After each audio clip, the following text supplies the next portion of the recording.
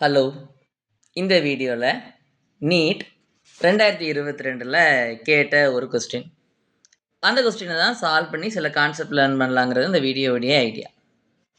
அந்த question, 1 mole of ideal gas at 300 Kelvin is expanded isothermally from an initial volume 10 liters to 1 liter to 10 liter.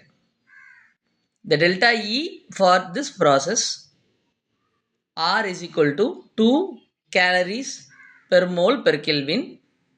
Option A என்னன்னா 1381.1 calories. Option B 0. Option C 163.7 calories. Option D வந்து 9 liters per atom. இப்போ வந்து நமக்கு என்ன கொடுத்துருக்காங்கன்னா, we are given an isothermal process. Expansion நடந்திருக்கு. Isothermal expansion ஒன்று நடந்திருக்கு. நம்ம கேட்டிருக்கிறது என்ன கேட்டிருக்காங்க? டெல்டா இ. டெல்டா இனா என்னன்னா சேஞ்ச் இன் இன்டர்னல் எனர்ஜி நம்ம கேட்டிருக்காங்க. So what is asked? Change in internal energy. So change in internal எனர்ஜிக்கு ஃபார்முலா என்னடா? சேஞ்ச் இன் இன்டர்னல் எனர்ஜிக்கு ஃபார்முலா என்ன? ஞாபகம் இருக்கா? ஞாபகப்படுத்தி பாருங்க. Capital C V delta T. Capital C V delta T அப்படி எழுதலாமா? அல்லது small n small C V delta T அப்படி கூட நம்ம எழுதலாம்.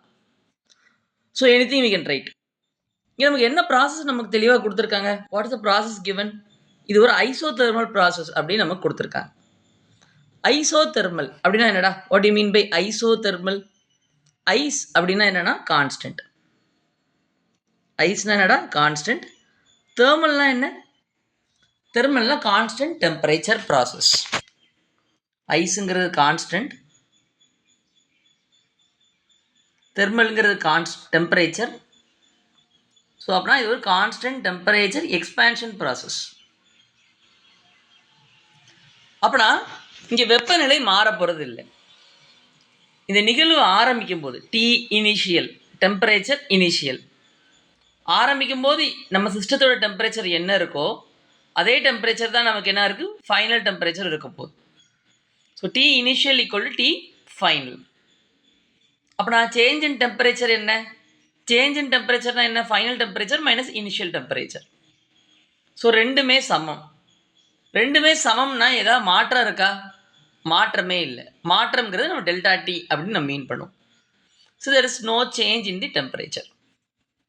ஸோ நோ சேஞ்ச் இன் டெம்பரேச்சர்னா நமக்கு change in internal energy formula என்ன நம்ம பார்த்தோம்? Change in internal energy is equal to delta U. அதில் எழுதலாம், டெல்டா இ கூட எழுதலாம். அது என் சிவி டெல்டா டி அல்லது C V delta T, capital C V delta T. இப்போ டெல்டா டி ஜீரோ.